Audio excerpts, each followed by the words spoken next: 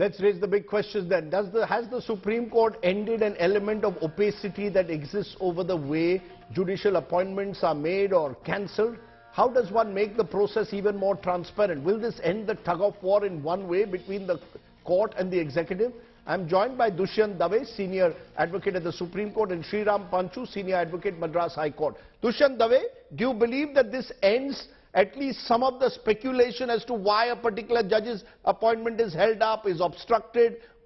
Do you believe this is a step in the right direction? Well, it's a beginning. It's a good beginning. And definitely it's a step in the right direction for the simple reason that it does show as to, completely unjust basis on which the government has been rejecting many of the good, nominees that the collegiums have made. And I think this is quite I would say, an exposure of the hypocrisy on the part of the government about, not accepting the names made by the collegium. These are not the reasons are you saying, Dushyant Dave, that in every instance, if a particular appointment is not ratified by the centre, or indeed an appointment is made, the reason should be made public? Well, I don't think there is anything wrong. I think it should be made public, because ultimately people of India are entitled to know what is the basis on which collegium is selecting candidates, what is the basis on which government is approving or disapproving them. I think in every which way, complete transparency will send a tremendous, message to people, and people will be able to know that the judges who are going to really render justice in their cases are judges who are really worth it and worthy of it. So I think it's a good beginning. You're saying it's a good beginning. Sriram Panchu, Advocate, Madras High Court, I saw a piece you've written today where you suggested nothing wrong if the government actually even has some say in the process or a member as part of the collegium. Do you believe that this helps transparency or not? Has the court taken a positive step forward or not?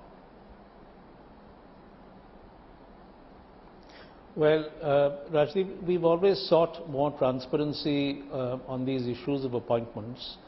And here we have it. I think this reflects really the frustration on the part of the Supreme Court in not being able to move good appointments well. If you look at these names, these are excellent names. All of them will be, assets to the judiciary. I think it is to their credit that they have held out for so long. Kirpal's name's been there from 2017, Somerset's from 2019, and they are still, haven't withdrawn their hats in the ring. And what this shows us is really that these are untenable reasons for rejection. I mean to say that you will hold his orientation against Kirpal is can't be done in a time and age like this. No, then they said he has a Swiss national as a finest judges in the world. Sir, they said he has a Swiss national as a partner. Yes, he has a Swiss national as a partner. The Supreme Court has said, look, we are not at war with Switzerland. And Switzerland, he's never been at war with anybody. Justice Vivian Bose, one of our most celebrated judges, had an American national as his wife. And nothing was found wrong there. So, to come up with objections like this on the ground of orientation or, your partner, really the government doesn't come across well on this. So and similarly, the reasons for Somerset's. I mean, he's written very good pieces, in the press, very sharp, very incisive.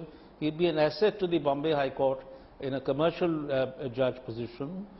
John Satyan, what has he done? He's forwarded one or two posts, and he's forwarded a post where he says, the girl committed suicide out of NEET exam, and he said that is deplorable. Are we saying that we want judges who have not practiced thought and expression? Is that what it's coming to? That's the point, so Dushyant Dave. Nothing which stands in the way. Okay, you're saying there is nothing which should stand in the way of them becoming judges. The question therefore is this going to only widen the confrontation now? Because here is the judiciary coming out and revealing perhaps for the first time reasons officially as to why judges are, why particular appointments have been blocked.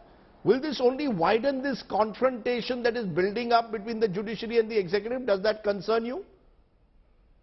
Well, it certainly is, becoming more and more murky, and it's becoming, it's the fight is out in public now, undoubtedly, and it is a matter for country to worry about, because if the judiciary on one side and executive and the legislature on the other are going to enter into confrontation, as we have seen, Vice President as chairman of Rajya Sabha and Lok Sabha Speaker as also the law minister have been repeatedly attacking, collegium system, and now even talking about saying that the Supreme Court has no right to say whether the amendment to Constitution is constitutional or not, and that the government should have absolute right, or Parliament should have absolute right to amend the Constitution as it wishes. I think this is really a beginning of a terrible war, and the country is going to pay it's going to, cause a very, very deep scars on the Constitution and constitutional morality. No, but the whole basis of separation of power is under challenge. So I am definitely very seriously worried that perhaps, if Prime Minister is not given the cue to these gentlemen to do what they are doing, then he should step in and, nip this in the bud now. This is the right time. But otherwise, one can definitely, feel that Prime Minister has really egged these people on, and the government as a whole is perhaps interested in this confrontation, so that, the judiciary is constantly kept under threat of, some kind of a scare or fear, or that, government is going to check you all the time. No, but now, Mr. Dave, given the reasons, judges will now think twice before, lawyers will think twice who want to become judges of tweeting or writing articles. Do you fear that this could actually have a chilling effect in a way? And I won't write any more against the government because I can't then become a judge, however good a counsel I am. Well, let's be very honest about it, Rajdeep. It's not that these lawyers will stop doing so because of these revelations. I think in the country and even amongst the legal fraternity, and Sriram, my dear friend, will vouch for it, that there are today very few lawyers left in the country who are willing to really tweet against the government, speak against the government, write against the government. So I think that stage is long over. There are exceptionally few people who are willing to do so on right basis. Nobody says you must criticize government for the sake of criticism.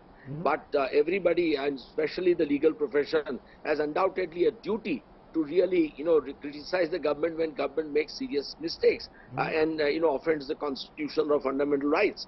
So I think, yes, in a sense, every lawyer knows today in the country that if you were critical of the government, perhaps the Collegium may not even, it's first time that Collegium has made these recommendations. I have seen over the years that Collegium has been also, steering clear of nominating those who have been critical of the government. So collegiums are also not free from doubt in that sense. So therefore, given what I've just heard from Mr. Dave, as a final word, Mr. Panchu, do you believe that, what is the solution? If this is going to now become almost a weekly bruising battle, where one side is sort of almost engaged, one side takes pot shots, the other side then responds, what's the solution?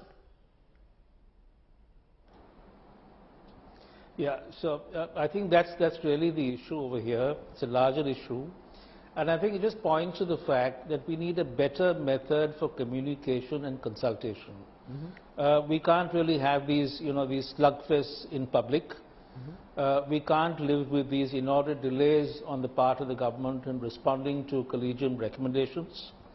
At the same time, we've always been saying, that the collegium needs to be less opaque and less insular. So this is the piece I've authored today, where I've said, maybe the solution is to give government a place on the table. To give government one place on the table, with a majority of places being reserved for the judiciary. And when you have the place on the table, with the idea that finality is achieved at the table. And when you have that, then government will be forced to come across, you have to be reasonable, when you sit across the table. Government will be forced to come across with reasons for any objection they may have, And that can be, sorted So out. And the let me get this decision clear. taken They at don't the have a table veto has right. to be final. Am I right? They have a say on the table, but they don't have a veto right, is what They you're will not, saying. they should not. They Okay. should not. Dushyant Dave, Yeah, Dushyant they should Dave, you're not have nodding a your veto head in right. disagreement. Sorry. Let Yes. me say one thing with greatest respect to Sriram, that it is not about representation of the government. The government has suddenly realized that it is not able to really play around with the collegium of the Supreme Court. And that is what is really unnerving the government. The present setup, for 7 years, the government was able to, manage the Chief Justice after Chief Justice. We all seen that. The whole country has seen it. It's not happening today. So I don't think any kind of a representation is going to solve this, as Sriram says. I deeply disagree with my dear friend. So either, we've got two views on that particular issue, but I think either way we are all calling for transparency. I think we are all in our own way saying, make the system more transparent. The collegium system also needs to in some way find ways, when you appoint a particular individual a judge or a particular appointment is obstructed, tell the country why you've done what you've done. And maybe that's one way of taking this debate forward. For now, Mr. Panchu, Dushyant Dave, always good to have two fine legal voices joining us on the show. Thank you very much.